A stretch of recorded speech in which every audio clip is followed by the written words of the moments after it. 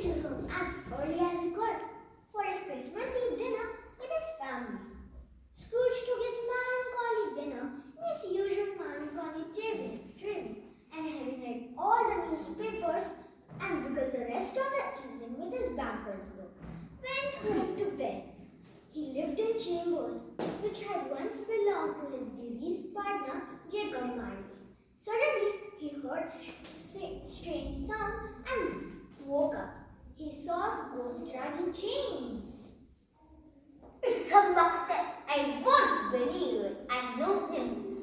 Marley is both the same fish and a very same fish. Marley in his fish in your waistcoat. What do you want with me? Much. Who are you? Ask me who I was. Who are you then? In life, I was your partner, Jacob Marley. Can you sit down? I can. Do it then. You don't believe in me? I don't. What evidence would you have of my reality beyond of your senses? I don't know. Why do you doubt your senses? When the Phantom started taking off the bandage round its head, its lower jaw dropped upon its breast. Scrooge fell upon his knees and held his hands before his face. Mercy, dreadful apparition. Why do you trouble me? Man of the worldly mind, do you believe in me or not? I do, I must, but by the spirits of the earth, and why do they come to me? It is required of every man that the spirit within him should walk abroad among the fellow man and travel far and wide. And if that spirit goes not forth in life, it is condemned to do so after death. It is doomed to wander through the world. Oh, woe is me! And with this what it cannot share, but might have shared on the earth and turned into happiness. You are flattered, Temple. I wear the chain I forged in life. I made it link by link and yard by yard. I girded it in of my own free will, and of my own free will I would. Is it pattern strange to you, or would you know the length and weight of the strong coil you wear yourself? It is full as heavy and as long as 7 years ago you have labored on it, since it's a ponderous chain. Jacob, oh Jacob Marley, tell me more and speak comfort to me. I have none to give. It comes from other regions to other kinds of men.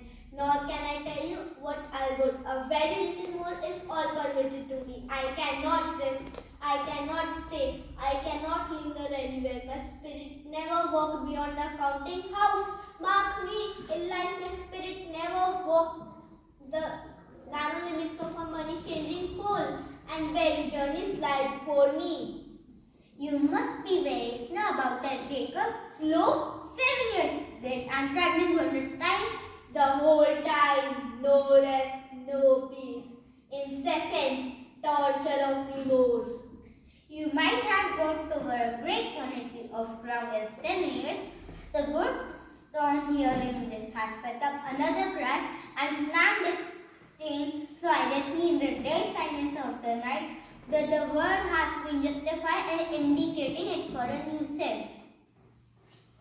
O captive bound and double-ironed, not to know that ages of incessant labor by immortal creatures for this earth must pass into eternity before the good of which it is susceptible is all developed. Not to know that any Christian spirit working kindly in its little sphere, whatever it may be, will find its mortal life too short for its vast means of usefulness.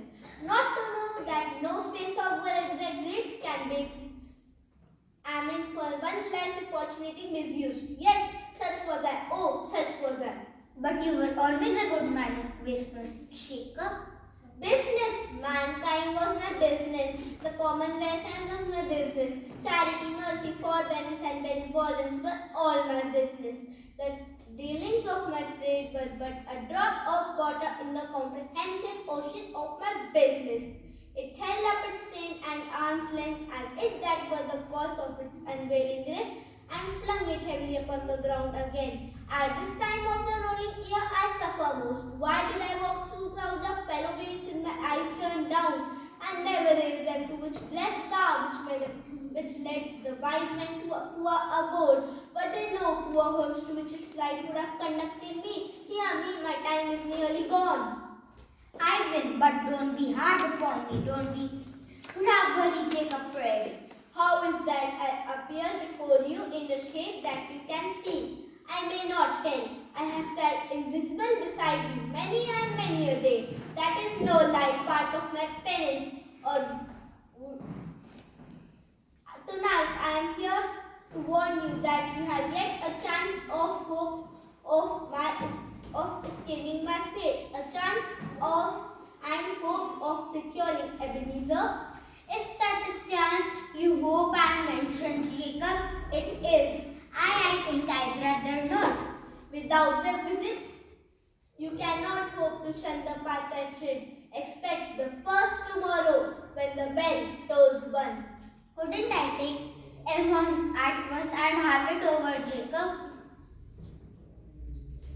Expect the second on the next night at the same hour, the third upon the next night when the last stroke of 12 has ceased to vibrate.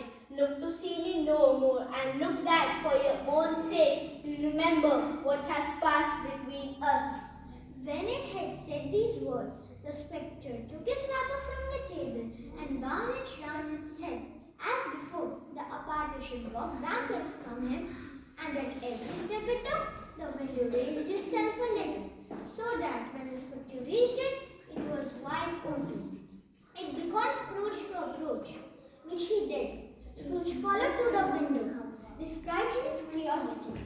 He looked out, the air was filled with phantoms, wandering hinter and stranger in restless thrill, and moaning as they went. Every one of them wore chains like Marley's clothes. Some few were linked together, none lawful.